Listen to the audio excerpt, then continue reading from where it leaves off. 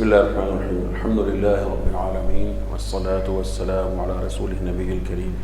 ما بعد فأعوذ بالله السميع العليم من الشيطان الرجيم من همزه ونفخه ونفثه. بسم الله الرحمن الرحيم. وإذ استسقى موسى لقومه فقلنا اضرب بعصاك الحجر فانفجرت منه 12 عينا قد علم كل أناس مشربهم كلوا واشربوا من رزق الله ولا تعثوا في الأرض مفسدين.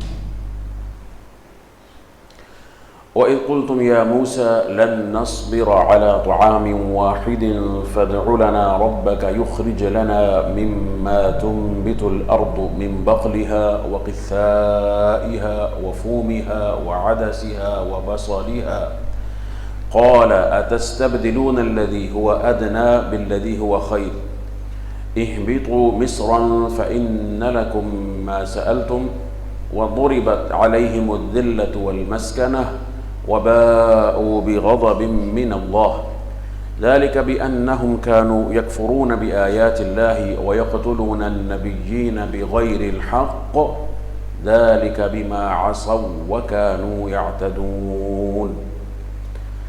سامعین کرام، اللہ رب العزت کی رحمت سے اور اسی کے فضل و کرم کی بنا پر اور اسی کی توفیق خاص سے ہم بحمد اللہ تعالی سورۃ البقرہ کی تفسیر، جیسا کہ شیخ عبد الرحمن ابن ناصر السعدی رحمہ اللہ تعالی نے اپنی کتاب میں بیان فرمائی، وہ سن رہے ہیں، سمجھ رہے ہیں.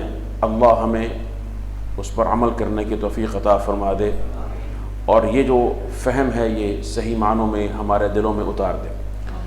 قرآن کریم کا صحیح فہم اور اس کی جو روح ہے اور جو اس کا مقصود ہے، اگر انسان کا باطن اس سے منور ہو جائے تو اصل چیز یہ ہے. جیسا کہ ابن مسعود رضی اللہ تعالیٰ عنہ کے پاس ایک شخص آیا، وہ کہنے لگا کہ میں ایک رات میں جو مفصلات ہیں، مفصل صورتیں ہیں، سورہ حجرات سے لے کر والناس آخر قرآن تک، یہ ساری پڑھ لیتا ہوں جن میں بار بار فصل ہوتا ہے بسم اللہ سے. تو ابن مسعود نے فرمایا کہ حزن کا حزد الشعر، تو پھر شعر کی طرح پڑھتا ہوگا، جیسے شعر پڑھا جاتا ہے نا تیز تیز، اس طرح سے پڑھتا ہوگا کتر کتر کے. تو انہوں نے فرمایا کہ یہ تو اس کا فائدہ نہیں ہے، ان اقواما یقرؤون القرآن لا یجاوز حناجرہم، کہ ایسے لوگ ہیں، بہت سے ایسے لوگ ہیں جو قرآن پڑھتے ہیں ان کے حلق سے نیچے نہیں اترتا ہے. اور فرمایا ساتھ انہوں نے وضاحت کی، لیکن اذا وقع فی القلب ورسخ فیہ نفع، جب یہ قرآن دل میں اتر جائے اور اس میں راسخ ہو جائے پھر یہ نفع دیتا ہے. اور پھر انہوں نے کہا کہ میں تو وہ صورتیں جانتا ہوں، دو جوڑے مفصلات میں سے، کہ انی لأعلم ان الظائر التي كان يقرن بينهن رسول اللہ صلی اللہ علیہ وسلم، جن دو صورتوں کو ملا کر اللہ کے رسول ایک رکعت میں پڑھا کرتے تھے. اور ان دو صورتوں کو ملاتے کیوں تھے؟ وہ 20 صورتیں ذکر کی ہیں ابن مسعود نے، کیونکہ ہمارا اس وقت موضوع نہیں ہے. وہ ملاتے اس لیے تھے کہ ان کے اندر باہمی ربط ہوتا، ان کے مضامین میں، ان کے موضوع میں، اور اسی طرح سے ان کی طوالت وارہ میں اعلیٰ حد و قیاس. بہرحال یہ اللہ کی بہت بڑی نعمت ہے. قرآن کریم کا جو علم ہے یہ اشرف ترین علم ہے، اشرف ترین. اس جیسا کوئی کلام نہیں ہے، نہ اس سے پہلے اور نہ اس کے بعد قیامت تک. تو اس لیے اس کلام سے اپنے آپ کو مشرف انسان کو کرنا چاہیے اور اس کے ساتھ انسان کو رفعت اور بلندی حاصل کرنی چاہیے. وَإِذِ اسْتَسْقَىٰ مُوسَىٰ لِقَوْمِهِ، بنو اسرائیل کا ذکر چل رہا ہے اور ان کے تمرد کا، ان کے عصیان، ان کی سرکشیوں کا ذکر بھی چل رہا ہے کہ وہ اللہ سبحانہ تعالیٰ کی نعمتوں، روحانی اور جسمانی نعمتوں میں مسلسل ان کے حصول کے باوجود طغیان اور سرکشی پر ڈٹے ہوئے ہیں. اور پھر اب پانی ان کو میسر تھا، ظاہر ہے کہ مانو سلوا اتر رہا ہے تو آسمان سے پانی بھی اترتا ہوگا، لیکن اب وہ پانی کی ان کو حاجت ہے باقاعدہ جو ان کے لیے آسان ہو، میسر ہو، وافر ہو. تو انہوں نے موسیٰ علیہ السلام سے درخواست کی. موسیٰ علیہ السلام نے اللہ سے پانی طلب کیا. وَإِذِ اسْتَسْقَىٰ مُوسَىٰ لِقَوْمِهِ، اللہ سے مانگا، موسیٰ نے پانی طلب کیا اپنی قوم کے لیے. ہمارے نبی نے بھی ہمیں دعائے استسقاء سکھلائی ہے، نماز ہے اس کے لیے صلاۃ ہے، مشروع ہے، 2 رکعت پر مشتمل ہے، اس کا طریقہ مسنون ہے ایک مکمل، اس میں بھی دونوں رکعت میں جہری قرات کی جاتی ہے، اور قبلہ رخ ہو کر اللہ کے رسول نے جو ہے وہ دعا بھی کی، اپنی چادر کو پلٹا بھی اور اس میں قرات کی اور وعظ بھی فرمایا۔ تو بہرحال یہ استسقاء اللہ سے ہی ہو سکتا ہے، اللہ سے ہی انسان پانی مانگ سکتا ہے۔ قل ارأیتم ان اصبح ماؤکم غورا فمن یأتیکم بماء معین، لقومہ، اپنی قوم کے لیے، فقلنا، ہم نے کہا، اضرب بعصاک الحجر، اپنے جو عصا ہے اس کو پتھر پر مار۔ یہ موسیٰ علیہ السلام کا عصا بھی اللہ سبحانہ و تعالیٰ کی طرف سے عجیب معجزہ تھا، سبحان اللہ۔ کبھی اژدہا بن کر تمام جعلی سانپوں کو نگل جاتا ہے، اور کبھی جو ہے اس کے ساتھ سمندر پر مارا جاتا ہے، سمندر میں راستے بن جاتے ہیں۔ فکان کل فرق کالطود العظیم، تو بڑی بڑی چٹانوں کی مانند سمندر کی لہریں کھڑی ہو جاتی ہیں دیواروں کی مانند۔ کبھی اس عصا کو پتھر پر مارتے ہیں تو اللہ 12 چشمے جاری کر دیتا ہے، جیسے فرمایا کہ فانفجرت منہ 12 عینہ، 12 چشمے اس پہ پھوٹ پڑے، کیونکہ یہ 12 لوگ تھے نا، 12 قبیلے تھے ان کے، اور ان کی فطرت اللہ تو خوب جانتا ہے۔ ہمیں جو سمجھ میں آ رہی ہے کہ ان میں جھگڑالو قسم کی قوم ہے، اتنی ان کے اندر سرکشی ہے اور اتنی ان کی فطرت میں، طبیعت میں بغاوت ہے کہ یہ ایک باپ کی اولاد ہونے کے باوجود اپنے آپ کو یعقوب علیہ السلام سے منسوب کرتے ہیں، بنو اسرائیل کہلاتے ہیں علیہ الصلاۃ والسلام، یہ پانی کے ایک چشمے پر متفق ہونے کے قابل نہیں ہے کہ ہم پانی مل کر جل کر پی لیں اپنا کچھ، 12 چشمے الگ الگ نکالیں، پھر 12 چشمے نہیں نکالے ہیں صرف، قد علم کل اناس مشربہم، تمام انسانوں نے، سب لوگوں نے کہاں سے پینا ہے، کس وقت پینا ہے، کس کی باری کب ہے اور کہاں پر ہے، کس جگہ پر ہے، کس وقت میں ہے، وہ بھی ساتھ بیان ہو گئی۔ ہر بندے نے جان لیا کہ اس کے پینے کی جگہ کون سی ہے، مشرب کہاں ہے اس کا۔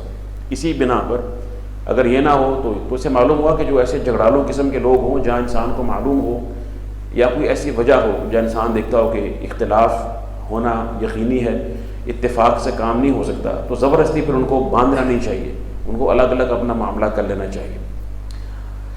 کلوا واشربوا من رزق اللہ، تو پھر اللہ نے کو جو ہے وہ نعمت عطا فرمائے کہ کھاؤ اور پیو اس میں سے جو اللہ نے تمہیں عطا کیا ہے، بطور رزق اللہ نے تمہیں جو دیا ہے۔ ولا تعثوا فی الارض مفسدین، اور فسادی بنتے ہوئے زمین میں دنگا نہ مچاؤ۔ فساد، یہ مفسد، تعثوا، اب یہ جو ہے یہ عصا یعثو، یہ جو ہے یہ بھی فساد کے معنی میں ہے، اور یہ مفسد بھی فساد، خود بھی فساد، یہ حال ہے لیکن مؤکد ہے، تاکید کر رہا ہے کہ مفسد بنتے ہوئے زمین میں فساد کرتے ہوئے دنگا نہ مچاتا پھر وہ جگہ جگہ پر۔ اور سب سے بڑا جو فساد ہوتا ہے نا زمین میں، وہ مادی یا حصی فساد نہیں ہے، وہ معنوی، دینی، علمی فساد ہے۔ اس کو اللہ سبحانہ وتعالیٰ نے قرآن کریم میں بھی فتنہ و فساد کہا، اور یہ بہت بڑا فساد ہے۔ ومن الناس من يعجبك قوله في الحياة الدنيا ويشهد الله على ما في قلبه وهو لذو الخصام وإذا تولى سعى في الأرض ليفسد فيها ويهلك الحرث والنسل۔ فساد، بہت بڑا فساد جو ہے وہ یہ ہے کہ انسان کے دین میں بگاڑ آ جائے۔ ابھی ان کے اندر کیا مسئلہ ہوا ہے اس امت میں، انہوں نے اپنے دین کو تو تباہ کر لیا ہے۔ سارے فساد کی جڑ کیا ہے کہ اللہ کا حکم نہیں مانتے ہیں، اللہ کی معصیت پہ تلے ہوئے ہیں، اللہ کی نافرمانی کرتے ہیں، اس کی نعمتوں کے باوجود ان کے اندر ادب نہیں ہے، سوء ادب ہے۔ ابھی اس کا نمونہ پھر آنے والا ہے، ابھی تو اب اس کے نمونے دیکھتے چلے جا رہے ہیں نا قرآن کریم میں، یا موسیٰ ادع لنا ربک قل لربک وغیرہ وغیرہ، اس طرح کے ان کا جو اسلوب ہے۔ اور اب پھر آگے فرمایا وَإِذْ قُلْتُمْ، اور جب تم نے کہا، یا موسیٰ، اے موسیٰ، بدتمیزی کی انتہا دیکھیے، نبی علیہ الصلاۃ والسلام، یا کلیم اللہ، یا رسول اللہ، یا نبی اللہ، کوئی اور بھی لقب ہو سکتا ہے، جو انبیاء، اللہ کے انبیاء اور اتنے عظیم پیغمبر ہیں موسیٰ علیہ السلام، جو ان کی شان کے لائق ہے، یا موسیٰ، یہ اور یہ دیکھیے وَإِذْ قُلْتُمْ، یہ خطاب کس کو ہے؟ یہود کو۔ کون سے یہود کو؟ جو مدینہ میں موجود ہیں، لیکن مطالبہ تو انہوں نے نہیں کیا تھا نا۔ مطالبہ کس نے کیا تھا؟ یا موسیٰ لن نصبر علی طعام واحد، کہ ہم ہرگز صبر نہیں کریں گے ایک کھانے پر۔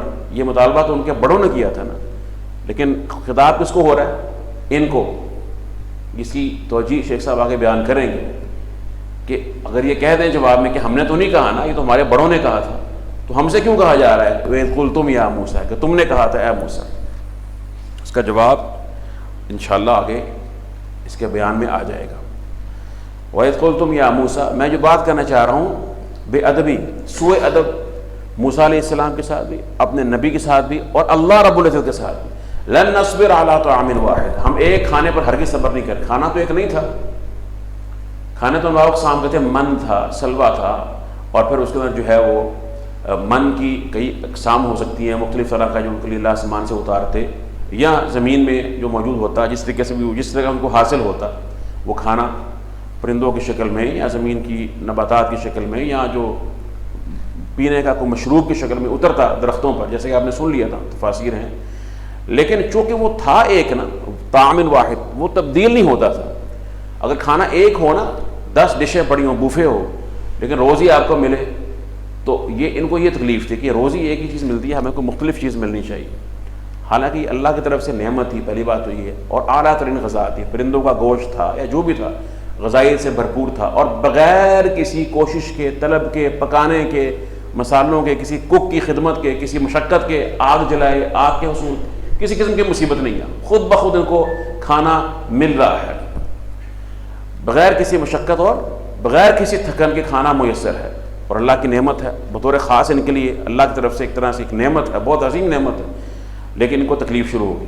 یا موسیٰ، اس کے بالمقابل اللہ نے آپ کو جو اسلاف دیے ہیں صحابہ کرام رضوان اللہ علیہم اجمعین، تو ہمارا سر فخر سے بلند ہونا چاہیے ان کو دیکھتے ہوئے، ان کی شان کو، اور اپنے اوپر ہمیں افسوس سے اپنے سر کو جھکا لینا چاہیے کہ ہمارے جو بزرگ ہیں وہ کیسے تھے، ان کا ادب کیا تھا اپنے نبی کے ساتھ، رسول اللہ صلی اللہ علیہ وسلم۔ وہ تو کہتے ہیں ہم مجلس میں اللہ کے رسول کو آنکھ بھر کے دیکھ بھی نہیں سکتے تھے، ہم آنکھ اٹھا کر نہیں دیکھا کرتے تھے، اور ان سے سوال نہیں کر سکتے تھے۔ ہم یہ چاہتے کہ کوئی باہر سے کوئی بدوی آ جائے، کوئی اعرابی آ جائے، کوئی دیہاتی شخص اللہ کے رسول سوال کرے تو ہمیں معلوم ہو جائے، ہم ڈرتے تھے کہ ہم سوال کریں، کہیں گستاخی نہ ہو، کہیں بے ادبی نہ ہو، اللہ نے منع کر دیا، روک دیا ہے کثرت سوال نہ کرو۔ بلکہ ایک مجلس میں ایک شخص اسی طرح سے آپ اللہ کے رسول حدیث بیان فرمانے لگے، آپ کہ ایک نبی کی دعا اللہ نے قبول فرما لی، اس دعا کا ذکر فرمانے لگے تو ایک باہر سے شخص آ گیا، اعرابی آ گیا، اس نے آگے اللہ کے رسول کو باتوں میں الجھا لیا، وہ بات طویل ہو گئی، تو اب وہ حدیث، وہ جو نبی کی دعا تھی جو آپ بیان کرنا چاہ رہے تھے، وہ بات وہیں پہ رہ گئی، یہاں تک کہ وہ نشست ختم ہوئی تو اللہ کے رسول اٹھے اور گھر کی طرف چلنے لگے۔ سعد بن وقاص کہتے ہیں کہ مجھے پریشانی تھی شدید کہ اللہ کے رسول سے ہم نے دعا سننی ہے لیکن جرت نہیں ہے، ذرا غور کیجیے، یا رسول اللہ کہہ کے بھی نہیں پکارتے ہیں، کچھ بھی نہیں کہہ رہے ہیں، خاموشی سے پیچھے جو ہے وہ چلتے چلے جا رہے ہیں، چلتے چلے جا رہے ہیں، اور اب یہ چاہ بھی رہے ہیں کہ ہم اس دعا کو سن لیں۔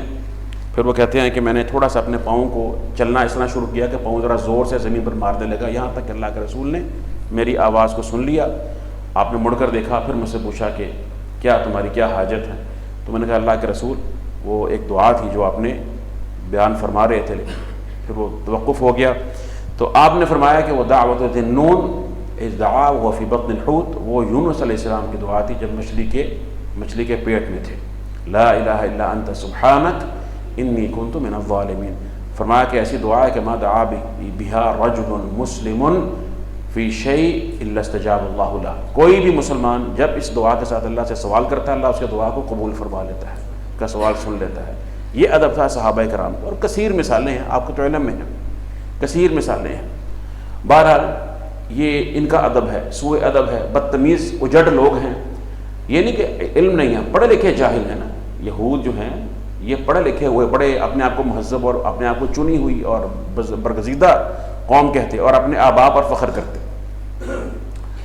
یخرج لنا مما تنبت الارض، بلکہ انہیں کہتے یہ امی ہیں، جو عرب ہیں انہیں کہتے یہ تو امی ہیں، لیس لنا فی الامیین سبیل، یہ امی جو ہیں ان کا یہ کیا کر لیں گے ہمارا، یعنی ان کا مذاق اڑاتے ہیں کہ ہم ان کے دین پر کیوں چلیں، اور خود کو بڑا پڑھا لکھا سمجھدار اہل کتاب اور اہل علم کہتے، اس لیے کہ ان کے اندر تعصب تھا۔ اور من بعد ما جاءتهم البینات، علم آنے کے بعد انہوں نے جو ہے انکار کیا۔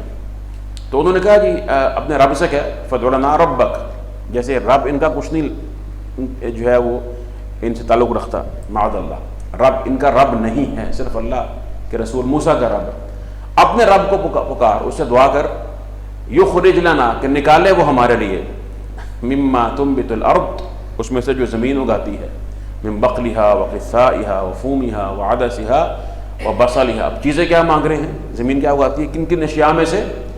بقل جو عام سبزیاں ترکاریاں ہوتی ہیں، اور بقل کہتے ہیں وہ سبزی کو جس کی کوئی ڈنڈی یا وہ تنا نہیں ہوتا، اس نے تنا اس طرح سے نہیں ہوتا، یعنی زمین کے اوپر ہی وہ، جیسے مختلف اس کی مثالیں ہیں، پودینے کے پتے ہیں، اور اس طرح سے جو ہے وہ سبز پیاز جسے کہا جاتا ہے، وائلڈ لیک انگلش میں کہتے ہیں اس کو، وہی ایک اس طرح سے پتے والا، یعنی اس طرح کی چیزیں جو ہیں وہ ہیں، یا اجوائن کے پتے ہیں جیسے، یہ تمام بقل میں آ جاتی ہیں چیزیں جن کی کوئی تنا نہیں ہے، بس زمین پر جو ہیں وہ ایسے اگے ہوئے ہیں، اور جب بارش ہوتی ہے تو اس بارش کے ساتھ یہ زیادہ خود بخود اگتے ہیں، اور ان کو انسان بھی کھاتا ہے، جانور بھی کھاتا ہے، اور انسان ان کو استعمال کرتا ہے سلاد میں، سبزی میں، پکانے میں۔ اور قصہ و قصائها، اور اس میں جو یہ قصہ کے اندر جیسے کھیرا ہے اور ککڑی، اس طرح کے جو جنس ہے، اور وفومها، اور فوم کی دو ترجمے کیے گئے ہیں، ایک تو اس کو گندم کہا گیا ہے، اور دوسرا ایسے کہا کہ ثوم ہے، ثوم لہسن یعنی،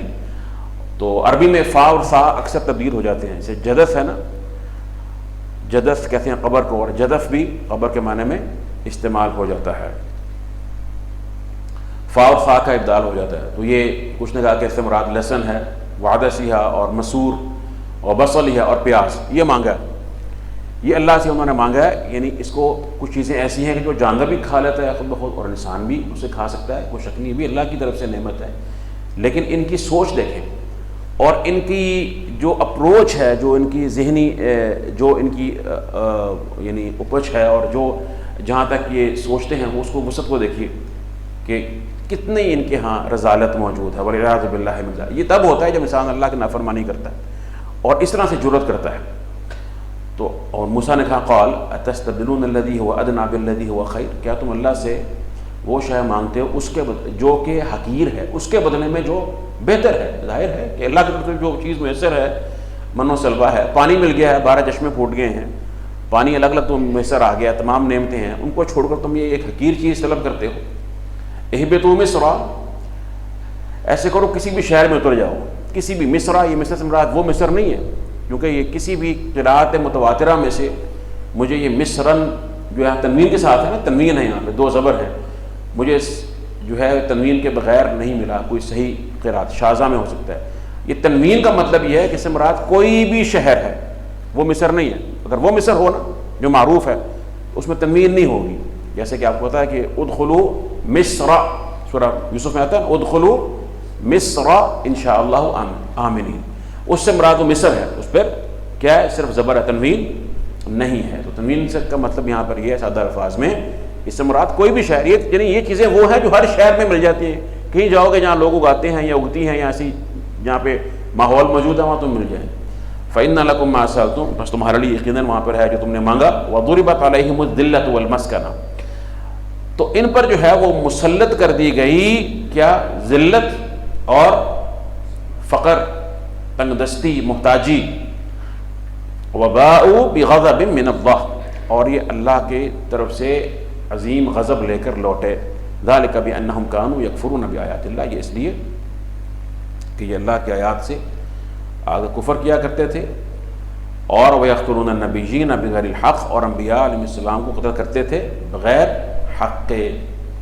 ذَلِكَ بِمَا عَصَوْا وَكَانُوا يَعْتَدُونَ، اور یہ اس لیے کہ انہوں نے نافرمانی کی اور یہ حد سے گزرنے والے تھے، سرکشی کرنے والے تھے۔ شیخ صاحب فرماتے ہیں وَإِذِ اسْتَسْقَىٰ مُوسَىٰ لِقَوْمِهِ، اب تفسیر میں ذرا آ جائیے، فرمایا اسْتَسْقَىٰ أَيْ طَلَبَ لَهُم مَّاءً يَشْرَبُونَ مِنْهُ، ان کے لیے موسیٰ نے پانی طلب کیا جس کو وہ پی سکیں۔ فَقُلْنَا اضْرِبْ بِعَصَاكَ الْحَجَرَ، تو ہم نے کہا کہ اس کے ساتھ اپنے عصا کے ساتھ پتھر کو مار۔ اب پتھر سے مراد کون سا پتھر ہے؟ شیخ صاحب کہتے ہیں اما حجر مخصوص معلوم عندہ، یا تو اسے کوئی خاص پتھر مراد ہے، ان کے ہاں جو معلوم تھا کہ اس پتھر کو مارنا ہے۔ وَإِمَّا اسْمُ جنس، یا پھر یہ اس میں جنس ہے، کوئی پتھر بھی ہو سکتا ہے، پتھر کا جنس بولی ہے، مراد کوئی پتھر بھی ہو سکتا ہے اس سے مراد، اس پر اس کو مارا جائے تو کیا ہوگا؟ کیا ہوا؟ فَانْفَجَرَتْ مِنْهُ اثْنَتَا عَشْرَةَ عَيْنًا وَقَبَائِلُ بَنِي إِسْرَائِيلَ اثْنَتَا عَشْرَةَ قَبِيلَةً، بنو اسرائیل کے کتنے قبیلے تھے؟ 12 قبیلے، 12 چشمے میں سے پھوٹ پڑے. قد علم کل اناس منہم مشربہم، ہر سب انسانوں نے ان میں سے جو ہے وہ جان لیا. کیا جان لیا؟ مشربہم ای محلہم الذی یشربون علیہ من ھذا الاعین، ان چشموں میں سے میں نے کہاں سے پینا ہے، میری جگہ کون سی ہے، کہاں سے میں نے پینا ہے، یہ ان کو ہر شخص کو معلوم ہو گیا.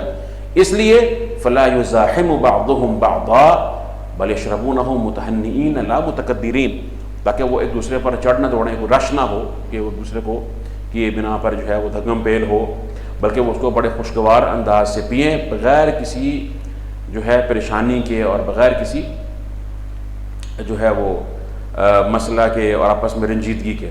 ولہذا قال، اس لیے فرمایا کلوا واشربوا من رزق اللہ، اللہ کے دیے ہوئے میں سے کھاؤ اور پیو. الذی آتاکم من غیر سعی ولا تعب، جو تمہارے پاس آیا ہے بغیر کسی محنت کے اور بغیر کسی تھکن یا کوشش کے. ولا تعثوا فی الارض، لا تخربوا علی وجہ الافساد، کہ زمین میں فساد کی بنا پر خرابی پیدا نہ کرو، بربادی نہ کرو، فساد نہ کرو. کھاؤ پیو لیکن فساد چھوڑ دو. یہی ہے صرف ایک اللہ کا مطالبہ کہ فساد چھوڑ دو، اللہ کی نافرمانی چھوڑ دو. یہ جو معجزہ ہے موسیٰ علیہ السلام کا، یہ بہت بڑا معجزہ ہے، کوئی شک نہیں ہے. یہ پتھر پر مارا جانا اور اسی وقت اس میں سے 12 چشموں کا جو ہے وہ نکلنا، یہ ظاہر ہے کہ اس میں بظاہر ایسا کوئی امکان نظر نہیں آتا. لیکن بہرحال اس میں ایک بات ضرور ہے کہ پتھر جو ہے وہ زمین پر موجود ہے، اور زمین میں اللہ سبحانہ وتعالیٰ نے پانی رکھا ہے، پانی کے ذخائر موجود ہیں. کچھ نہ کچھ اس کا ہمیں ایک سبب سمجھ میں آتا ہے. لیکن ہمارے نبی کریم صلی اللہ علیہ وسلم کا ایک واقعہ، بلکہ کئی سے واقعات ہیں، ان میں سے ایک واقعہ میں آپ کے سامنے ذکر کرتا ہوں. ایک غزوہ میں حضرت جابر بیان کرتے ہیں کہ ہم اس طرح سے موجود تھے تو پانی کی قلت پیدا ہو گئی، شدید قلت پیدا ہو گئی کہ پانی جو ہے نماز کا وقت آ گیا. تو اللہ کے رسول نے فرمایا یا جابر نادی بوضو، جابر وضو کے پانی کا اعلان کر. فقلت الا وضو الا وضو الا وضو، تو میں نے اونچی آواز سے اعلان کیا کہ پانی ہے، وضو کا پانی ہے، کسی کے پاس آیا تو لے کر آئے. قلت یا رسول اللہ ما وجدت فی الرکب من قطرہ، میں نے کہا اللہ کے رسول صلی اللہ علیہ وسلم قافلے میں کسی کے پاس قطرہ بھی پانی نہیں. تو آپ نے فرمایا اچھا فلاں شخص کے پاس چلا جا، انصار ہے، اس کے پاس کوئی مشکیزیں ہیں، مشکیزہ اس میں ٹھنڈا کرتا تھا پانی اللہ کے رسول کے لیے، اس سے پتہ کر. انطلق الی فلان، تو کہتے ہیں میں اس کے پاس چلا گیا، میں نے دیکھا تو فلم اجد فیہا الا قطرۃ فی عضلاء شجب منہا، کہتے ہیں میں نے دیکھا کہ اس کے اندر جو ہے وہ جو مشکیزہ ہے اس کا جو منہ ہے نا، اس کے منہ کے پاس تھوڑا سا ایک آدھا گھونٹ پانی کا بس وہ موجود ہے اور کچھ بھی نہیں ہے. تو میں اللہ کے رسول کے پاس آیا اور میں نے کہا یا رسول اللہ انی لم اجد فیہا الا قطرۃ فی عضلاء شجب منہا لو انی افرغہ لشربہ یابس، اگر میں نے اس قطرے کو جو منہ کے پاس تھوڑا سا ہے اس کو میں نے اگر ڈیلنے کی کوشش کی کسی دوسرے برتن میں تو وہ مشکیزہ ہی پی جائے گا، اس کو وہ باہر ہی نہیں آ سکے گا. اللہ اکبر. تو بس یہ کل پانی میسر ہے. تو آپ نے فرمایا اذهب فأتنی بی فأتیت بی، کہ جا اس کو لے کر آ میرے پاس. کہتے ہیں کہ میں اس کو آپ کے پاس لے آیا، آپ نے اپنے ہاتھ سے اس کو لیا اور آپ اپنے جو ہے منہ میں کچھ پڑنے لگے. آپ نے اپنے ہاتھ سے اس کو ہلکا سا ایسے دبایا، ثم اعطانی، پھر مجھے دیا اور کہا کہ اے یا جابر نادی بجفنا، یہ قافلے سے پوچھ کسی کے پاس بڑا پیالہ ہے. جفنا ایک بڑا سے تھال نما پیالہ ہے نا بڑا، جس میں پانی آ جاتا ہے، اسے قافلے والے لوگ پی سکتے ہیں، سب لوگ پی سکتے ہیں، بڑے سائز کا. تو پھر میں نے اعلان کیا اور ایک میں نے کہا یا جفنا الرکب، تو اس طرح سے مجھے جو ہے وہ جفنا جو ہے وہ مل گیا. فضعتها بین یدی، تو میں نے اس کو اللہ کے رسول کے سامنے رکھ دیا. تو وہ کہتے ہیں کہ فقال رسول اللہ صلی اللہ علیہ وسلم بیدہ فی الجفنۃ ھکذا، تو آپ نے اس پیالے میں اپنا ہاتھ اس طرح سے کیا، فبسطها وفرق بین اصابعہ، اپنی انگلیوں کو اس طرح سے کھولا، ثم وضعها فی قعر الجفنہ، اور اس برتن کے تہہ میں اپنے ہاتھ کو اس طرح سے رکھا اور پھر مجھے کہا خذ یا جابر، مجھے وہ دیا وہ مشکیزہ اور کہا فصب علی، جابر اس کو پکڑو اور مجھ پر بہاؤ، وقل بسم اللہ، اور بسم اللہ پڑھو. کہتے ہیں فصببت علی، تو میں نے اللہ کے رسول کے اوپر وہ جو ایک قطرہ جتنا بھی تھا میں نے بسم اللہ پڑھ کر میں نے وہ انڈیلا. سبحان اللہ. اب یہ بات جو میں کرنا چاہ رہا ہوں، یہاں تو ہے نا کہ فجرت من حسنتا عشرۃ عینا، اس پتھر میں سے 12 چشمے نکلے. کہتے ہیں کہ فرأیت الماء یتفور من بین اصابع رسول اللہ صلی اللہ علیہ وسلم، میں نے دیکھا کہ اللہ کے رسول کی انگلیوں میں سے چشمے ابل رہے ہیں پانی کے. سبحان اللہ. اب ہاتھ کی انگلیوں میں تو بظاہر کوئی چیز ایسی نہیں ہے، نہ کوئی ظاہری سبب ہے نہ کوئی خیالی سبب ایسا ذہن میں آتا ہے، لیکن اللہ کی شان ہے. اور پھر اتنا پانی تھا کہ اللہ کے رسول نے فرمایا کہ نادی من کان لہ حاجۃ بماء، جس کو ضرورت ہے پانی کی سب کو بلا لے. سب آئے، سب نے پیا، اپنا جو کسی کو ضرورت تھی اس نے ساتھ بھی لیا، یہاں تک کہ جب سب اس سے فارغ ہو گئے، جابر کہتے ہیں کہ وہ پیالہ ابھی بھی بھرا ہوا تھا. سبحان اللہ. رسول اللہ صلی اللہ علیہ وسلم کہ یہ ہمارے نبی ہیں، اللہ نے ہمیں اتنے عظیم پیغمبر عطا فرمائے ہیں ہر اعتبار سے، کاش ہمیں ان کے حق کی سمجھ آ جائے. فرمایا کہ کلوا واشربوا من رزق اللہ ولا تعثوا فی الارض مفسدین، یعنی فساد نہیں کرو. اور اللہ نے اباحت ہے، اللہ نے مباح قرار دیا کہ اس میں سے کھاؤ اور پیو، تم پر کوئی مواخذہ نہیں ہے، گویا ایسے مراد یہ ہے. وَإِذْ قُلْتُمْ يَا مُوسَىٰ وَاذْكُرُوا أَيْ وَاذْكُرُوا إِذْ قُلْتُمْ لِمُوسَىٰ، اور تم وہ وقت بھی ذرا یاد کرو جب تم نے موسیٰ سے یہ کہا عَلَىٰ وَجْهِ التَّمَلُّلِ لِنِعَمِ اللَّهِ وَالِاحْتِقَارِ لَهَا، یعنی تم نے کہا جی ہم تو، یعنی گویا تمہارا جو موسیٰ سے مطالبہ کرنا تھا کہ ہمیں کھانے سے، ہم یہ کھانا نہیں چاہتے، ہمیں کھانا جو زمین جو اگاتی ہے وہ دے، یہ عَلَىٰ وَجْهِ التَّمَلُّل تھا اور احتقار تھا. یعنی اللہ کی نعمتوں سے انسان اکتا جاتا ہے نا، ایسے معاذ اللہ ہم اکتا گئے ہیں اور حقارت سے اس کو رد کر رہے ہیں. یہ پہلو ہے تمہارے مطالبے میں. لن نصبر علی طعام واحد ای جنس من الطعام، کہ ہم ایک ہی طرح کا کھانا، ایک نہیں تھا کھانے کی نوع ایک تھی نا، یعنی من تھا، سلوا تھا، پانی، جو بھی اس میں اشیاء تھی ایک ہی طرح کا کھانا ہے. وان کان کما تقدم انواع، اگرچہ پہلے جیسے گزر چکا ہے کہ اس میں کئی اقسام تھی، لکنھا لا تتغیر، لیکن وہ بدلتا نہیں ہے، وہ ایک ہی طرح کا رہتا ہے. فادع لنا ربک یخرج لنا مما تنبت الارض من بقلها، اپنے رب کو بلا، اس کو پکار، اسے دعا کر کہ ہمارے لیے وہ نکالے زمین سے کیا نکالے، بقلها ای نباتها الذی لیس بشجر یقوم علی ساقی، ایسی جو ہیں سبزیاں، ایسی جڑی بوٹیاں کہ جو درخت نہیں ہیں، جن کے کوئی تنا نہیں ہوتا بلکہ زمین پر اگتی ہیں اس طرح سے. وقثائها وهو الخيار، اور ککڑی، وفومها ای ثومها یا ثومها جو لہسن ہے، والعدس والبصل معروف، اور مسور اور پیاز، یہ چیزیں انہوں نے مانگی.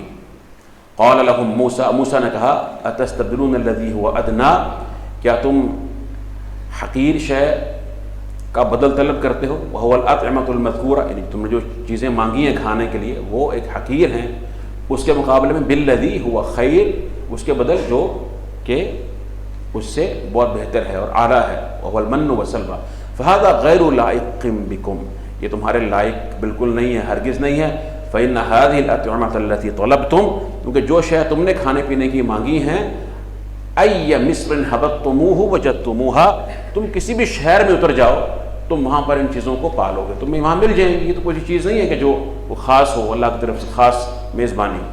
وأما طعامكم الذي من الله به عليكم، لیکن اللہ نے وہ کھانا جو تم پر انعام فرمایا ہے، تم پر احسان کیا ہے، بطور احسان تمہیں عطا فرمایا ہے، فهو خیر الأطعمة وأشرفها، وہ تمام کھانوں میں سے بہترین اور ان میں سے اشرف ترین ہے.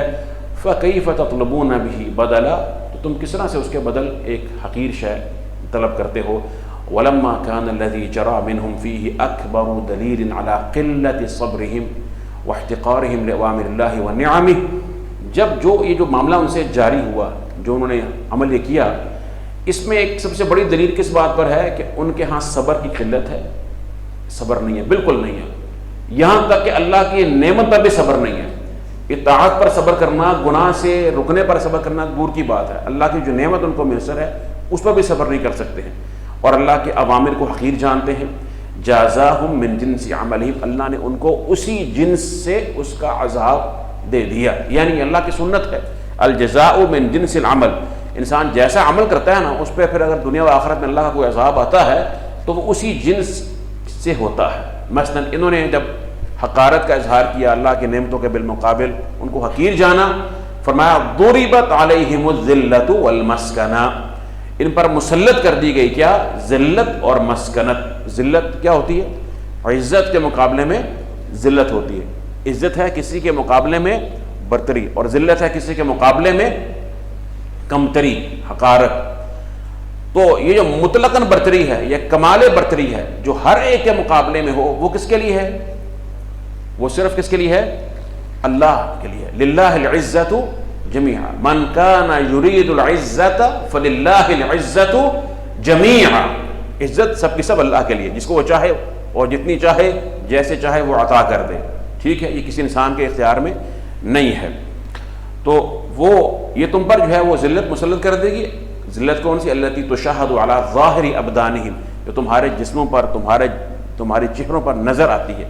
اور یہود پر یہ ذلت مسلط ہے۔ آج بھی اگر آپ دیکھیں ان کی تمام تر نعمتوں میں، جس میں یہ ہیں بظاہر اپنی دنیاوی اعتبار سے سمجھتے ہیں، ایک ان کے چہروں میں، ان کے حلیے میں آپ کو ایک ذلت، ایک مسکنت نظر آتی ہے۔ اور فرمایا کہ والمسکنۃ بقلوبہم، اور اس طرح سے یہ فقر تمہارے دلوں پر جو ہے وہ مسلط ہے۔ فلم تکن انفسہم عزیزا، یعنی ان کی اپنے اندر بھی یہ ذلیل ہیں۔ مسکنت ایک تو سکن سے ہے نا، یعنی انسان اتنا مجبور ہو جائے حرکت نہ کر سکے، اتنی اس حد تک مجبور ہو جائے، دوسرے کا محتاج ہو جائے، اپنے پاس کوئی وسیلہ نہیں ہے، کوئی ذریعہ نہیں ہے۔ اب یہاں پہ کچھ لوگ سوال کرتے ہیں کہ نہیں جی وہ تو بڑے کامیاب ہے دنیا میں، بڑا مال ہے ان کے پاس، یہ ہے، وہ فلاں ہے فلاں ہے۔ یہ اصل میں دو تین وجوہات ہیں اس کی، کمزوری ایمان کی اور علم کی بھی، یہ تمام چیزیں اکٹھی ہو جاتی ہیں۔ دیکھیے یہود پہ اللہ فرما رہے ہیں یہاں پر آیت مبارکہ میں کہ ضربت علیہم الذلۃ والمسکنہ، اور ضربہ کے ساتھ جب علی آ جائے نا تو اس کا مطلب ہے کہ ان پر دائمی ذلت مسلط کر دے گی۔ علی، ان پر ذلت چڑھی ہوئی ہے، ذلت اور مسکنت۔ تو یہ جو اللہ نے فرمایا کہ ذلت اور مسکنت یہود پر جو مسلط ہے، یہ کیسی ذلت اور مسکنت ہے؟ فرمایا کہ ضربت علیہم الذلہ، دوسرے مقام پر فرمایا اینما ثقفوا الا بحبل من اللہ وحبل من الناس۔ اللہ کی طرف سے کوئی عہد ہو، اللہ کی طرف سے کوئی ان پر رحمت ہو جائے، یا اللہ کے دین میں جو اس معاہدے کی، کسی اللہ کی معاہدے کی یہ پاسداری کریں یا اس پر یہ چلنا چاہیں، اس بنا پر، یا اگر لوگ ان کو معاہدہ دے دیں، لوگ ان کو پناہ دے دیں، لوگ ان سے کوئی جو ہے وہ حلف طے کر لیں، تو پھر ان کی کچھ نہ کچھ بچت ہو جاتی ہے۔ ابھی اس وقت بھی جو یہود کا غلبہ ہمیں بظاہر نظر آتا ہے بیت المقدس میں یا جس طرح سے دنیا میں، تو اس کے پیچھے نصارہ ہیں۔ اصل میں کیا ہیں؟ رومی ہیں، نصارہ ہیں۔ نصارہ جتنا چاہتے ہیں، جس طرح سے چاہتے ہیں، ان کو استعمال کرتے ہیں۔ یہ ان کی مدد کے بغیر اسرائیل میں بسنے کے قابل بھی نہیں تھے، یہاں بھی یہ بسنے کے قابل نہیں تھے۔ آج بھی یہ ذلیل ہیں، ان کے محتاج ہیں، اور ان کو معلوم ہے ان کے پاس دنیا میں کوئی جگہ نہیں ہے اگر یہ نصارہ ان کو جو ہے وہ اس طریقے سے ان کی اعانت نہ کریں، ان کی مدد نہ کریں اور ان کو نہ بسائیں، اور ان کے اپنے مقاصد ہیں۔ اور الکفر ملت الواحدہ، اور اسلام کے بالمقابل کفر سب کا سب جو ہے آپ کو معلوم ہے کہ وہ ایک ہے، وہ یکجا ہے۔ جب اسلام کی بات آئے گی تو ان کے آپس میں اختلافات ہیں، یہود و نصارہ کی بغض ہے آپس میں، قرآن میں ذکر، لیکن جب اسلام کے بالمقابل ذکر ہوگا تو یہ پھر اکٹھے ہو جاتے ہیں۔ تو ان پر ذلت مسلط ہے، مسکنت بھی ہے، دوسروں کے محتاج ہیں، دوسروں کی طرف واویلا کرتے ہیں، چیختے رہتے ہیں۔ کوئی ان پر اگر کوئی فلسطینی یا کوئی جہاں کوئی ایسا موقع ہوتا ہے تو خطرہ ہوتا ہے کہ ان کو کئی مسلمان ہم پر چڑھ دوڑیں گے اور ہم سے یہ جو ہمارا جو تسلط ہے یہ چھین کر اور جو ہے ہمیں اس کی سزا ملے گی، تو چیخ و پکار شروع کر دیتے ہیں۔ کبھی امریکہ کو پکار رہا ہوتا ہے، کبھی کسی یورپی ملک کو پکار رہا ہوتا ہے، کبھی یو این او کے اوپر اس کی محنت کر رہا ہوتا ہے۔ تو یہ ان کی اوقات ہے کہ ان کے چھتری طرح یہ اپنا معاملہ جو ہے وہ انجام دیتے ہیں۔ لیکن پھر ہم لوگ کیوں نیچے ہیں؟ ہم مسلمان، جن کے بارے میں اللہ نے فرمایا تھا کہ انتم الاعلون ان کنتم مؤمنین، تم تو غالب ہو اگر تم مومن ہو۔ اس لیے ہمیں سوچنا چاہیے کہ اس حد تک یہ قوم ہے۔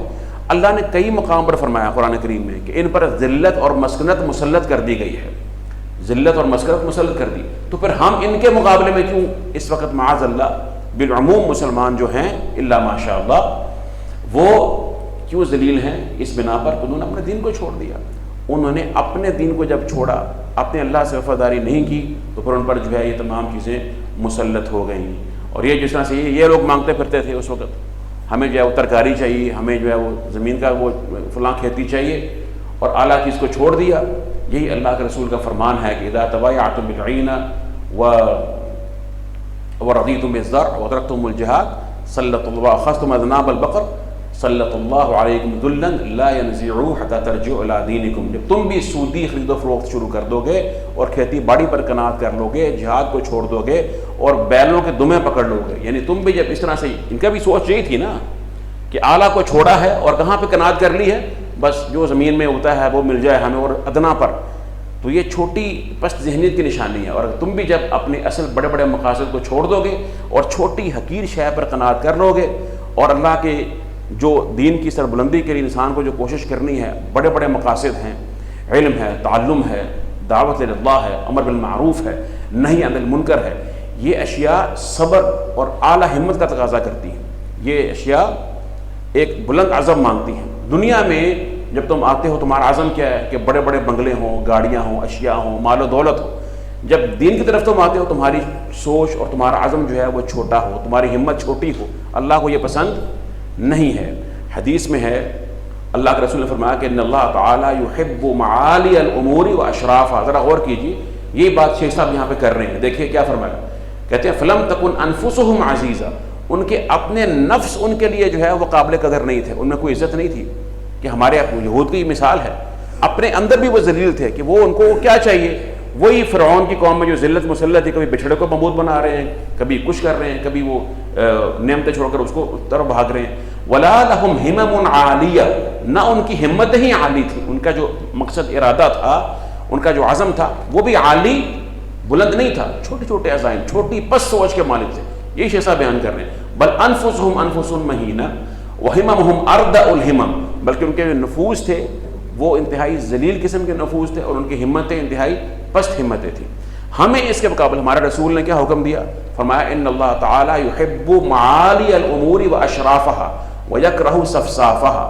اللہ سبحانہ و تعالیٰ جو ہے نا وہ بلند امور کو پسند کرتا ہے. ذرا غور کیجئے, اللہ سبحانہ و تعالیٰ بلند امور کو اور اشرف ترین جو امور ہیں اللہ ان سے محبت کرتا ہے, اور اللہ کو یہ پسند نہیں ہے چھوٹے چھوٹے امور, صفصافہ, چھوٹے چھوٹے عزائم, اللہ کو یہ پسند نہیں ہے. تو دنیا میں ہماری دوڑ بہت بڑی ہو, اور جب دین کا مقصد آ جائے, دین کی بات ہو, علم کی بات ہو, تو یہاں ہمارے پاس وقت نہیں ہے. یہاں ہمارے پاس چھوٹے چھوٹے عزائم, بس ٹھیک ہے 5 نمازیں پڑھ لی, بس وہی کسی نے پڑھ لی یا نہیں پڑھی, قرآن آتا ہے نہیں آتا ہے, کتنا فہم ہے کتنا نہیں ہے, اور اللہ دین کی خدمت کیا لے رہا ہے کیا نہیں لے رہا, آپ کا امت مسلمہ میں کیا کردار ہے, کوئی اصلاح امت کا کوئی آپ کے پاس کوئی ذہن ہے, کوئی منہج ہے, اپنی اولاد کو تربیت آپ کیسے کر رہے ہیں, کوئی ادب اخلاق ان کو سکھایا ہے, کوئی دینی ان کو جو ان کے اندر جو شعار ہیں وہ پیدا ہوئے, کچھ فکر نہیں ہے. اور دنیا میں بڑے بڑے جو ہیں مقاصد ہیں. تو یہ سوچ چھوٹی اور دنی سوچ جو ہے نا, یہ امت کی نشانی نہیں ہے, ہماری امت کی یہ نشانی نہیں ہے. یہی شیخ صاحب یہاں بیان فرما رہے ہیں, ولا ہمم عالیہ بل انفس انفس مہینہ وہممہم ارد الہمم. ان کے جو ارادے اور عزائم ہیں وہ خسیس ترین اور گھٹیا ترین ہیں.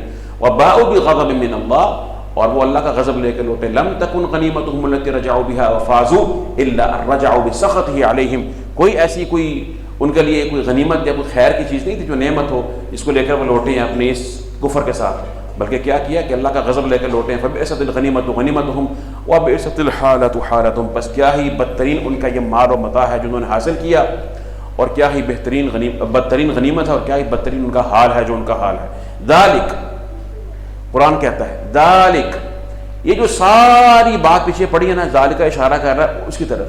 کیا پیچھے پڑھا ہے آپ نے, پیچھے انہوں نے جو یعنی جو اللہ کی نعمتوں کا انکار کیا, حقارت کا اظہار کیا, اور اللہ کی نافرمانی کی, اور اس سے پہلے اللہ کی نافرمانی یعنی عصیان کیا, اور تمام جو ان کے جرائم ہیں, اللہ فرما رہی ہے سارا کچھ کیوں ہے, ان کی سرشت میں کیوں پیدا ہوا. ذالک, اور یہ اللہ کا عذاب کیوں ان کو میسر ہوا. ضربت علیہم الذلۃ والمسکنہ, اس کے بدلے میں جو اللہ نے ان پر ذلت اور مسکنت مسلط کر دی, یہ کیوں تھا سارا کچھ. الذی استحقوا بہ غضب بانہم کانوا یکفرون بآیات اللہ, اس لیے کہ وہ اللہ کی آیات کا کفر کیا کرتے تھے. اللہ کی آیات کون سی, دونوں طرح کی آیات ہیں, آیات شرعیہ بھی ہیں اور آیات کونیہ بھی ہیں. آیات شرعیہ کون سی ہوتی ہیں, جو اللہ کی طرف سے تورات میں ان کو احکامات دیے گئے, اور کونیہ کون سی ہے, جو اللہ کی زمین و آسمان میں آفاق میں جو اللہ کی نشانیاں ہیں, خلقی اور خلقی, اور یعنی جو بھی اللہ کی انسان کی صفات میں رکھی ہیں اور خلقت میں رکھی ہیں, خلقی, یہ تمام چیزیں اس میں جو ہے وہ آ جاتی ہیں. تو ان تمام کا کفر کیا, یعنی غور نہیں کیا. الدالات علی الحق الموضحۃ لہم، وہ آیات جو کہ حق پر دلالت کرنے والی تھی اور حق کو ان کے لیے واضح کرنے والی تھی. فلما کفروا بها عاقبهم بغضبه علیہم، جب انہوں نے ان آیات کا کفر کیا تو اللہ نے ان کو اس کے انجام میں ان پر اپنا غضب اتارا. پھر کہتے ہیں وبما كانوا، اور دوسرا ان کا جو جرم تھا، دو اسباب بیان فرمایا یہاں اللہ تعالیٰ نے. یہاں پہ ایک آیات کا کفر، دوسرا وبما كانوا يقتلون النبيين بغیر الحق، کہ وہ نبیوں کو قتل کیا کرتے تھے بغیر حق. انبیاء کا قتل کرنا یہ بنو اسرائیل میں بہت عام تھا، بڑے جری ہیں. اللہ نے قرآن کریم میں یہ صفات ان کی کئی مقام پر بیان فرمائی ہیں. فرمایا کہ وَيَقْتُلُونَ النَّبِيِّينَ، اور فرمایا کہ وَيَقْتُلُونَ الَّذِينَ يَأْمُرُونَ بِالْقِسْطِ مِنَ النَّاسِ، کہ یہ انبیاء کو بھی قتل کرتے ہیں اور وہ لوگ جو عدل اور انصاف کا حکم دیتے ہیں زمین میں ان کو بھی قتل کرتے ہیں. یہود کی صفات ہیں کہ جو شخص بھی دین میں حق پھیلانے والا ہے، عدل پر قائم ہے، اس کو بھی قتل کریں گے انبیاء اور رسول کے متبعین میں سے، اور انبیاء اور رسول کو بھی یہ شہید کرتے رہے. یحییٰ علیہ السلام، زکریا علیہ السلام، انہوں نے ان کو شہید کیا. ابن مسعود کا قول ہے کہ یہ ایک دن میں بسا اوقات 70 انبیاء کو قتل اور شہید کر دیا کرتے اور رات کو بازار سجا لیا کرتے. یعنی اس حد تک یہ جری قوم ہے. تو یہ ان کے ہاں اس حد تک صفاحت جو ہے اور یہ چیز جو ہے سفک الدماء یہ موجود تھا. اور فرمایا کہ بغیر الحق، اب نبیوں کا جو قتل ہے وہ حق کے ساتھ تو نہیں ہوتا نا، تو یہاں پر کیوں فرمایا بغیر الحق؟ معلوم ہے کہ بغیر حق ہی ہوگا. یہ بغیر الحق اس لیے فرمایا زیادت الشناعہ. شیخ صاحب بہت خوبصورت توجیہ فرما رہے ہیں کہ بغیر الحق کیوں فرمایا. ایک تو بتانے کے لیے کہ ان کا جو فعل ہے یہ کتنا زیادہ قبیح ہے، اس کی شناعت کو زیادہ واضح کرنے کے لیے. دوسرا وَإِلَّا فَمِنَ الْمَعْلُومِ أَنَّ قَتْلَ النَّبِيِّ لَا يَكُونُ بِحَقٍّ، ورنہ یہ تو معلوم ہے کہ نبی کا قتل کبھی حق کے ساتھ تو نہیں ہو سکتا، بغیر حق ہی ہوگا. لیکن اس کی فعل کی شناعت کو زیادہ واضح کرنے کے لیے ایک بات. دوسری بات لیکن لئلا یظن جہلہم وعدم علمہم، اس لیے بھی تاکہ کوئی یہ نہ سمجھے کہ شاید ان بیچاروں کو پتہ نہیں تھا اور یہ جہالت کی بنا پر ایسا کرتے رہے یا ان کو غلط فہمی ہوگی فلاں فلاں ہوتا ہے نا، اس قسم کے جو تعویلات ہوتی ہیں. تو ان کے لیے جب اللہ نے فرما دیا بغیر الحق تو ان کے لیے کوئی تعویل نہیں تھی، کوئی جہل کا عذر نہیں ہے، کسی قسم کا کوئی عذر نہیں، بلکہ محض جو ہے وہ ان کی یہ سرکشی ہے اور معصیت ہے. ذالک بما عصوا، پھر فرمایا کہ یہ اس لیے کہ جو انہوں نے نافرمانی کی. کیسے؟ بین ارتکبوا معاصی اللہ، کہ انہوں نے جو ہے اللہ کی معاصی کا ارتکاب کیا. وکانوا یعتدون علی عباد اللہ، اور یہ اللہ کے بندوں پر سرکشی. شیخ صاحب نے کمال کر دی یہاں پہ، ارتکبوا معاصی اللہ کہہ کر اور یعتدون علی عباد اللہ کہہ کر انہوں نے یعتدون اور عصیان، یہ عصوا سے عصیان اور یعتدون سے اعتداء دونوں کو سمجھا دیا. عصیان سے مراد یہ ہے کہ اللہ کی نافرمانی کرنا، خواہ وہ شخص اپنی ذات میں نافرمانی کرے، کسی کے ساتھ اس کا تعلق ہے یا نہیں، کسی اور پر اس نے زیادتی کی، سرکشی کی یا نہیں کی، لیکن اس نے نافرمانی کی، اللہ کے حکم کی سرکشی کی، اللہ کے حکم سے بغاوت کی، یہ عصیان ہے. اور اعتداء کیا ہے کہ اس نے حد سے تجاوز کیا، کسی کا حق روک لیا، کسی کے خلاف بغاوت کی، کسی پر ظلم کیا، یہ اعتداء ہے. دونوں میں یہ فرق یہاں واضح ہو گیا. تو پھر آگے فرماتے ہیں فَإِنَّ الْمَعَاصِيَ يَجُرُّ بَعْضُهَا بَعْضًا. اب یہ ہماری آیات ختم ہو گئی ہیں. تھوڑی سی شیخ صاحب نے ان میں سے کچھ حکمتیں بیان کی ہیں، ذرا صبر سے سن لیجیے، ہم ان سے گزر جاتے ہیں. بہت ہی اہم بات ہے. کہتے ہیں کہ اس لیے کہ جو گناہ ہے نا وہ بعض کو کھینچتا ہے. ایک گناہ انسان کرتا ہے اور اس گناہ سے توبہ نہ کرے اور رجوع نہ کرے تو وہ مزید گناہوں کو کھینچے گا. یہ گناہ کی فطرت ہے، سرشت ہے کہ انسان پھر اپنی سرکشی میں بڑھتا چلا جاتا ہے. معاصی یجر بعضها بعضا، اور بسا اوقات ایک گناہ، ایک خطا ایسی ہوتی ہے جو انسان کو اس حد تک گھیر لیتی ہے کہ انسان اس کے اندر مبتلا ہو کر توبہ کر ہی نہیں پاتا، یہاں تک کہ کفر تک پہنچ جاتا ہے. اس کی دلیل کیا ہے؟ قرآن کریم اللہ نے فرمایا بلا من کسب سیئۃ، جس نے ایک گناہ کمایا، ایک برائی کی، وَأَحَاطَتْ بِهِ خَطِيئَتُهُ، اور اس کے گناہوں نے اس کو گھیر لیا، فَأُولَٰئِكَ أَصْحَابُ النَّارِ وہ جہنمی ہے. تو وہ ایک گناہ جس نے کیا اور اس کے گناہوں نے اس کو، خطاؤں نے اس کو گھیر لیا. کیا مطلب؟ احاطہ کر لیا کہ اس کے پاس اب عذاب سے بچنے کا راستہ نہیں رہا، وہ توبہ کر ہی نہیں پا رہا. کہ بسا اوقات انسان ایک گناہ کرتا ہے اور اس میں جرت کا اظہار کرتا ہے، اس کو ندامت نہیں ہوتی. ایک شخص نے بڑا سے بڑا گناہ کر دیا لیکن وہ روتا ہے، گڑ گڑاتا ہے، اس کو دکھ ہے، اس کا معاملہ کمتر ہے. ایک نے چھوٹا گناہ کیا مگر اس کو حقیر سمجھا اور اللہ کے بالمقابل اس نے جرت کا اظہار کیا، خوف نہیں کیا، بے خوف ہو گیا، تو یہ زیادہ خوف ہے اس کے بارے میں کہ یہ گناہوں میں بڑھتا چلا جائے گا. جیسے کہ اللہ کے رسول نے فرمایا کہ گناہ سے ایک سیاہ دبا لگتا ہے، پھر وہ دبا بڑھتے بڑھتے پورے دل کو بعض دفعہ سیاہ کر دیتا ہے. تو فالغفلۃ، دیکھو ذرا، فالغفلۃ ينشأ عنها الذنب الصغیر. سبحان، یہ حکمت ہے. یہ غفلت سے چھوٹا گناہ پہلے پیدا ہوتا ہے، ثم ينشأ عنه الذنب الکبیر، پھر اس چھوٹے گناہ سے یا اس غفلت سے بڑا گناہ جو ہے وہ کبیر، بڑا گناہ اس سے پیدا ہوتا ہے. ثم ينشأ عنها انواع البدع والکفر وغیر ذلك، پھر اس بڑے گناہ سے طرح طرح کی بدعات اور کفر تک پیدا ہو جاتا ہے، اور اس طرح سے دیگر معاصی. اس لیے میرے محترم بزرگوں اور دوستوں، کبھی گناہ پر اکڑنا نہیں چاہیے، کبھی گناہ کے لیے حجت نہیں تراشنی چاہیے، کبھی گناہ کو اپنے فخر کا باعث نہیں بنانا چاہیے. گناہ ہو جاتا ہے، ہر مسلمان گناہ گار، بڑے سے بڑا گناہ بھی ہو، شرک بھی ہو سکتا ہے، لیکن جب انسان اللہ کے ہاں گر جائے، رجوع کر لے، سب کچھ مٹ جاتا ہے. وہ ارحم الراحمین ہے. اصل چیز اللہ کے ساتھ تعلق ہے. اصل چیز کیا ہے؟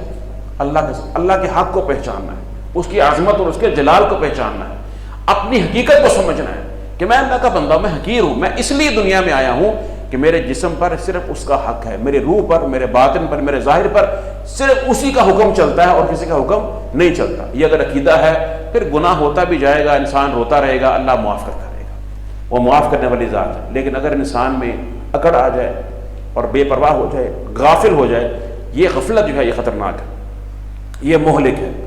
تو فرمایا کہ فنسأل اللہ العافیۃ من کل بلا، ہم اللہ سے ہر آزمائش کے مقابلے میں عافیت طلب کرتے ہیں.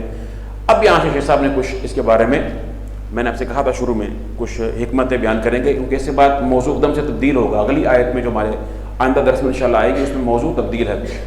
فرمایا وَاعْلَمْ أَنَّ الْخِطَابَ فِي هَذِهِ الْآيَاتِ لِأُمَّةِ بنی اسرائیل، کہتے ہیں دیکھو ان آیات میں جو خطاب ہے وہ بنی اسرائیل کی اس قوم سے ہے، الذین کانوا موجودین وقت نزول القرآن، جو نزول قرآن کے وقت مدینہ میں موجود تھے، یہود، ان کے ساتھ خطاب ہے. لیکن ان کو تو یہ ذکر ہو رہا ہے افعال کس کے، وَهَذِهِ الْأَفْعَالُ الْمَذْكُورَةُ خُوطِبُوا بِهَا وَهِيَ فِعْلُ أَسْلَافِهِمْ، اور جن افعال کا ذکر ہو رہا ہے کہ یہ کیا، وہ افعال کن کے ہیں؟ وہ تو ان کے بزرگوں کے، اسلاف کے ہیں. تو وہ تو کہہ سکتے ہیں نا کہ ہم نے تو نہیں کیے، تو ہمارے بارے میں کیوں کہا جا رہا ہے کہ تم نے ایسا کیا، تم نے ایسا کیا، پھر یہ تم پر ذلت مسلط کر دی گئی، اور یہ معاملات ہیں. تو وَنُسِبَتْ لَهُمْ لِفَوَائِدَ عَدِيدَةٍ، ان کی طرف جو منسوب کیے گئے نا یہ افعال، ان کے بڑوں کے کیے ہوئے جرائم، ان کی طرف جو منسوب کیے گئے، شیخ صاحب کہتے ہیں وہ کئی فوائد ہیں اس کے اندر. کیوں؟ منہا، ایک بات، یہ بڑی اہم بات ہے، انہم کانوا یتمدحون ویزکون انفسہم ویزعمون فضلہم علی محمد ومن آمن بہ صلی اللہ علیہ وسلم. وہ اپنے بڑوں کے ذکر کر کے اپنی تعریف کیا کرتے تھے اور ان پر فخر کا اظہار کرتے. ہمارے بڑے تھے، وہ ہم بڑی چنے ہوئے لوگ تھے، وہ یہ تھے، وہ فلاں تھے. انہوں نے کبھی اپنے بڑوں کے جرائم کا انکار نہیں کیا. سمجھ گئے؟ اور جب آپ ماشاءاللہ اس کا جو ہے وہ اس کو اون کر رہے ہیں اور اس پر فخر کا تفاخر کا اظہار کر رہے ہیں، تو اس سے قرآن سے یہ اصول اور قاعدہ معلوم ہوتا ہے کہ جو شخص خود گناہ نہ بھی کرتا ہو لیکن کسی دوسرے کے کیے ہوئے گناہ پر خاموش ہو، خوش ہو، جبکہ اس کو وہ رد کر سکتا ہے اور اس پر فخر کا اظہار کرتا ہو، یا اس پر خاموشی اختیار کرے، یا اس کو دل میں پسند کرے، یا اپنی زبان سے اس کے بارے میں اظہار پسندگی کرے، تو کیا ہے؟ وہ اس کے ساتھ شامل ہے، وہ اسی کی جماعت کا حصہ ہے. یہی بات یہاں پر یہ ہو رہی ہے. تو کیونکہ وہ کہتے تھے اور وہ کہتے فبین اللہ من احوال سلفهم التي قد تقررت عندهم ما يبين به لكل احد منهم انهم ليسوا من اهل الصبر ومكارم الاخلاق ومعالي الاعمال. فاذا كانت هذه حاله سلفهم مع ان المظنه انهم اولى وارفع حاله ممن بعدهم فكيف الظن بالمخاطبين. تو وہ شیخ صاحب کہتے ہیں کہ دیکھو جب ان کے جو بڑے تھے جن کے درمیان میں موسیٰ علیہ السلام کلیم اللہ موجود ہیں اور ان کے بارے میں یہ توقع تھی کہ وہ کم از کم ان اعمال کا اور جرائم کا ارتکاب جو ہے وہ نہیں کریں گے، اللہ کا خوف کریں گے. تورات ان کے سامنے نازل ہوئی ہے اور اللہ کے نبی ان کے درمیان موجود ہیں، معجزات وہ خود دیکھتے ہیں، پانی نکل رہا ہے، من و سلوا اتر رہا ہے، تمام چیزیں ان کے سامنے ہیں، اس کے باوجود انہوں نے کفر کیا، تمرد کیا، طغیان و سرکشی کی، تو پھر تمہاری جو ہے فکیف الظن بالمخاطبین، تو تم کیسے ان سے ہٹ کر الگ ہو سکتے ہو؟ یعنی اللہ سبحانہ تعالیٰ گویا اس کے اندر یہ بات موجود ہے، اگر تم ان کی جگہ پر ہو، اگر تم ان کی جگہ پر ہو اور تمہیں اسی طرح سے تمام یہ حالات میسر آئیں، تو تم بھی ان سے بڑھ کر وہی کام کرو گے جو تمہارے بڑوں نے کیے۔ اللہ دلوں کے حال کو جانتا ہے نا، اس کو معلوم ہے۔ اور یہ دلیل کیا ہے؟ دیکھیں، یہ آپ غور کیجئے، یہ آیات ان کے بڑوں کے اعمال جرائم ہیں، حجت ان پر بن رہی ہیں ساتھ ساتھ، سوائے ان قلیل لوگوں کے یہود میں سے جو ایمان لے کر آئے، جیسے کہ عبداللہ بن سلام ہیں، وہ اللہ کے رسول پر ایمان لے کر آئے صلی اللہ علیہ وسلم۔ تو اس طرح سے ان قلیل کے علاوہ ان تمام پر حجت کیوں ہے؟ کہ وہ اپنے بڑوں کے ان کارناموں کو کارنامہ سمجھتے، ان کا رد نہ کرتے، ان کا انکار نہ کرتے، اور ان پر فخر کا اظہار کرتے اور اپنے آپ کو ان سے منسوب کرتے۔ ایک تو یہ فائدہ ہے۔ دوسری بات کیا ہے؟ منہا ان نعمت اللہ علی المتقدمین منہم نعمت واصلۃ الی المتأخرین۔ یہ غور کیجیے ذرا کہ جو اللہ کی نعمت ہم میں سے پہلوں پر ہوئی ہے نا، ہماری مثلا امت مسلمہ ہے، ہم سے جو پہلے گزرے، ہمارے اسلاف گزرے ہیں، ان پر اللہ کی جو نعمتیں ہوئی ہیں، کیا کیا نعمتیں ہوئی ہیں؟ ایک عظیم ترین نعمتوں میں سے قرآن کریم کا نزول ہے، رسول اللہ صلی اللہ علیہ وسلم کی سنت ہے، اسوہ حسنہ ہے، صحابہ کرام کا منہج ہے ہمارے پاس، اور اس طرح سے ہمارے جو اسلاف ہیں، علماء امت ہیں، محدثین ہیں، ان تمام لوگوں کی جو کاوشیں ہیں، جو دین کے لیے قربانیاں ہیں، ائمہ دین کی، سلف صالحین کی، یہ تمام ہمارے لیے ایک نعمت ہے۔ اگر کوئی اس کو نعمت خیال کرے، وہ نعمت صرف ان تک نہیں ہے، بلکہ وہ قربانیاں امت تک، قیامت تک کے لیے جو امت میں لوگ آنے والے ہیں ان کے لیے۔ اگر امام احمد بن حنبل نہ کھڑے ہوتے اور قرآن کو مخلوق کہنے والوں کے بالمقابل کوڑے نہ کھاتے، امام مالک نہ کھاتے، امام شافعی نے بھی جیل کاٹی اور کوڑے کھائے، اس طرح سے دیگر ائمہ کرام میں قربانیاں نہ دیتے مثال کے طور پر، تو آج بہت سی باتوں میں ممکن تھا کہ دین کا نقصان ہو جاتا۔ ابن تیمیہ رحمہ اللہ تعالیٰ، دیگر ائمہ کرام محدثین، امام بخاری رحمہ اللہ تعالیٰ۔ تو اس لیے وہ جو ان کی نعمت ہے، ان کی قربانیوں کی، اور ان کا جو ثمرہ ہے، وہ ہم تک بھی پہنچ رہا ہے۔ کیا بخاری آج نہیں پڑھائی جاتی پوری دنیا میں؟ آج درس بخاری میں شرف نہیں ہے، اور شیخ الحدیث کے مسند میں شرف نہیں ہے امت کے لیے؟ شیخ الحدیث کا جو ایک اس کی جو مسند ہے، وہاں پہ جو شخص بیٹھتا ہے، کیا اس سے علم کا احیاء دنیا میں نہیں ہوتا ہے نا؟ تو یہ کیا امام بخاری کی محنت کا ثمرہ نہیں اللہ تعالیٰ نے یہاں تک پہنچایا؟ ما کان للہ بقیہ، جو اللہ کے لیے ہے وہ باقی رہتا ہے، وہ قیامت تک۔ جمیع اہل علم کی کاوشیں اسی طرح سے ہیں۔ تو یہ بات حصہ بیان فرما رہے ہیں کہ وہ کہ کہہ رہے ہیں وہ نعمت علی الآباء نعمت علی الابناء، باپ پر جو نعمت ہے نا، وہ بیٹوں پر بھی نعمت ہے۔ فخوطبوا بها، اس لیے ان کو خطاب کیا گیا ہے نعمتوں کے ساتھ، لأنها نعم تشملهم وتعمهم، یہ نعمتیں ان کو بھی شامل کرتی ہیں، یہ ان کے لیے بھی عام ہیں یہ نعمتیں۔ دیکھیے، میں اس لیے بات کہتا ہوں، ہم میں سے ہر شخص کو مثال، ہم ایک مثال لیتے ہیں کہ دین کے بہت سے فرائض میں سے ایک بہت بڑا فریضہ دین کے علم کو عام کرنا ہے، علم وحی کو عام کرنا، اور اس کا احیاء کرنا ہے، صحیح علم کا جو حق اور باطل میں فرق کرنے والا ہو، اس کا احیاء کرنا ہے۔ ہر شخص کو یہ کرنا چاہیے، لیکن اگر کسی شخص کے والدین کو اللہ نے یہ توفیق دی کہ ان کے والدین میں سے کچھ علماء تھے یا علماء حق تھے یا ایسے لوگ تھے جنہوں نے دین کے لیے قربانیاں دیں اور ان کو ایک راستہ دیا، ان کے لیے راستہ آسان کر دیا، یا ان کا تعلق دینی مساند سے رہا ہے، اہل علم سے رہا ہے، تو ان پر زیادہ یہ بات واجب اور ان کے زیادہ یہ لائق ہے کہ وہ اس راستے کو اختیار کریں۔ وہ کہ نہیں کہ ہم چھوڑ کے کہیں اور کام کر لیتے ہیں، تو اللہ کے سامنے کیا جواب دیں گے؟ اللہ نے ان کو ایک چیز میسر کی تھی۔ تو اس طریقے سے پھر یہ شیخ صاحب ومنہا، اور ایک بڑی اہم بات شیخ صاحب یہ بس سن لیجیے آخر تک کی، فرمایا کہ ان الخطاب لهم بافعال غیرهم، ان پر جو ان کو خطاب کیا جا رہا ہے دوسروں کے افعال کے ساتھ، مما يدل، یہ اس بات پر بھی دلالت کرتا ہے، علی ان الامة المجتمعة على دین، یہ غور کیجیے، تتکافل وتتساعد على مصالحها حتى كان متقدمهم متاخرهم بوقت واحد، سبحان اللہ، وكان الحادث من بعضهم حادثا من الجميع، کہتے ہیں کہ امت جو ایک دین پر ہوتی ہے نا، سنیے ذرا، یہود کی امت ہے نا، ایک امت یہود کی امت ہے، یوم ندعو كل اناس بامامهم، ہر امت کا ایک امام ہوگا، ہر امت کا ایک امام ہے، اس امت کا بھی ایک امام ہے محمد رسول اللہ صلی اللہ علیہ وسلم۔ فرماتے ہیں شیخ صاحب کہ ہر امت جو ایک دین پر جمع ہوتی ہے نا، تو وہ امت اس دین پر ہونے کی وجہ سے تتکافل وتتساعد علی مصالحها، امت کی جو جمیع مصلحت ہے نا ان تمام پر وہ متفق ہوتی ہے، یعنی اس کے جو پہلے لوگ ہیں یا بعد والے لوگ ہیں، اس سے فرق نہیں پڑتا کہ ان کا زمانہ کیا ہے، وہ پہلے گزرے ہیں یا بعد میں آئے ہیں، امت کی مصلحت کے لیے، امت کی خیر کے لیے جو بھی کام کرتا ہے گویا وہ سب مل کر ایک کام کی شکل بن جاتی ہے، وہ مل کر ایک مصلحت کی تکمیل ہوتی ہے امت کے لیے۔ سمجھ آ رہی؟ اللہ کے رسول نے فرمایا کہ میری امت کے جو پہلے لوگ ہیں ان کی مثال پہلی بارش کی مانند ہے، اور جو آخری لوگ آئیں گے بدا الاسلام غریبا مسعود کما بدا فطوبى للغرباء، وہ اجنبی ہوں، غرباء ہوں گے، فرمایا وہ آخری بارش کے مانند ہیں، میں نہیں جانتا کہ ان میں سے کون سی بارش زیادہ نفع بخش ہو۔ سبحان اللہ، کیا مطلب ہے اس بات؟ پہلی بارش کی بھی ضرورت ہے زمین کو، کہ پہلی دفعہ اترتی ہے زمین کو، جب خشک ہے پیاسی ہے اس کو وہ پانی ملتا ہے، اور آخری بارش کی بھی حاجت ہے اس کی تکمیل کے لیے، اس کی تکمیل کے لیے، اس کے کمال کے لیے، ورنہ وہ سارا کچھ خراب ہو جائے گا، برباد ہو سکتا ہے۔ سمجھ آ رہی ہے بات کی؟ تو یہ شیخ صاحب فرمانا چاہ رہے ہیں کہ ان کا جو شروع میں ہے گویا کہ وہ گویا ایک وقت میں ہے، مصلحت کی تکمیل میں اس طرح اکٹھے ہوتے ہیں، ایک دوسرے کے معاون بنتے ہیں، تاریخ کے مختلف حصوں میں، خطوں میں بکھرے ہوئے یہ امت کے جو افراد ہیں یا طبقات ہیں، یہ امت کی مصلحت اور مصالح کی تکمیل کے لیے گویا ایک ہی وقت میں ہے، اکٹھے کام کر رہے ہوتے ہیں۔ جو امت میں سمجھتا ہے اپنے آپ کو تو اللہ کی رحمت سے ان کے ساتھ ہوگا۔ المرء مع من احب، جب حضرت انس نے حدیث سنی نا کہ بندہ اس کے ساتھ ہوگا جس سے محبت کرتا ہے، تو کہتے ہیں کہ اس سے بڑی حدیث مجھے آج تک خوشی مجھے کبھی نہیں ہوئی، کیونکہ میں یہ سمجھتا ہوں کہ میرے اعمال اللہ کے رسول جیسے نہیں ہیں، ابوبکر صدیق جیسے نہیں ہیں، مگر میں ان سے محبت کرتا ہوں، ان کے ساتھ ہوں گا۔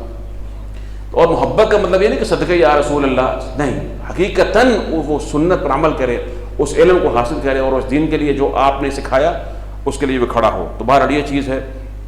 ومنها، اور آگے کہتے ہیں لأنما يعمله بعض من الخير يعود بمصلحة الجميع وما يعمله من الشر يعود بضرر الجميع، اس لیے کہ جو بھی کوئی امت میں خیر کا کام کرتا ہے کسی طبقے میں، وہ تمام امت کے لیے اس کا فائدہ اس کو حاصل ہوتا ہے۔ اگر کوئی نقصان دہ کوئی شر کا کام کرے گا تو شر جو ہے وہ تمام امت کے لیے نقصان۔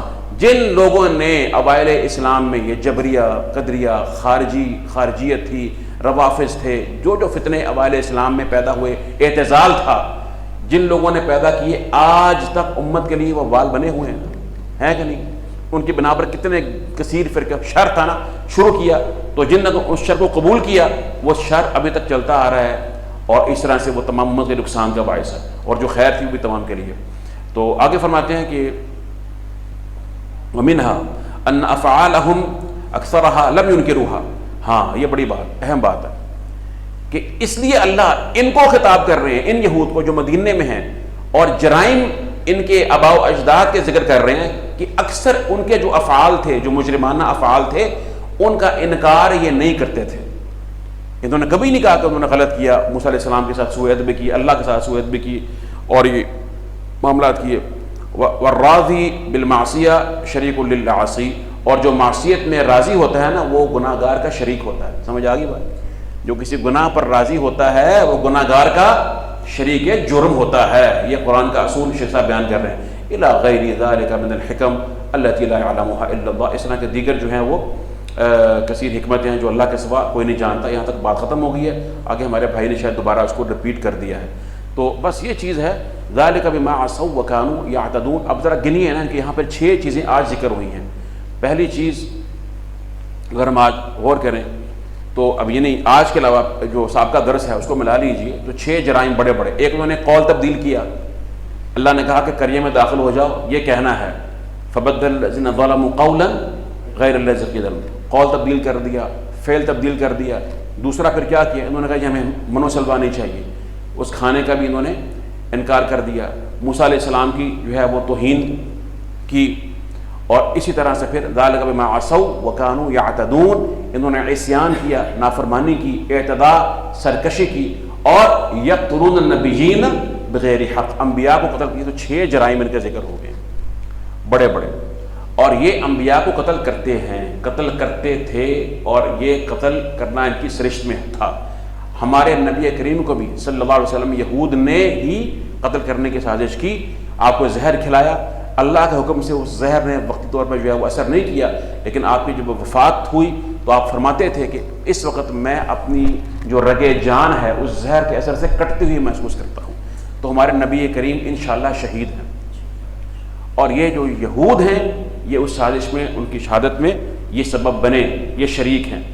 تو یہ ان کی سرشت ہے کہ یہ جہاں بھی اللہ کے انبیاء اور رسول ہیں، اور جو انبیاء کے متبعین ہیں اسی طرح سے جو انبیاء کے متبعین ہیں، اہل حق ہیں، ان کو بھی یہ قتل کرتے ہیں، تو ان کی یہ سرشت ہے۔ اللہ مجھے اور آپ کو صحیح معنوں میں قرآن کریم سمجھ کر عمل کرنے کی توفیق عطا فرمائے، اور اللہ ہمیں ان تمام صفات سے بچنے کی توفیق عطا فرمائے جن کے بارے میں اللہ کے رسول نے خبردار کیا کہ اس امت میں یہود و نصارہ کی صفات جو ہیں وہ موجود ہوں گی، اور کثیر لوگ جو ہیں وہ ان کی اتباع کریں گے۔ اللہ ہمیں اس شر سے محفوظ فرمائے، اللہ ہمیں ظاہراً باطناً اخلاص عطا فرما دے۔ اب اللہ تعالیٰ توفیق، وصلی اللہ تعالیٰ وسلم علیہ۔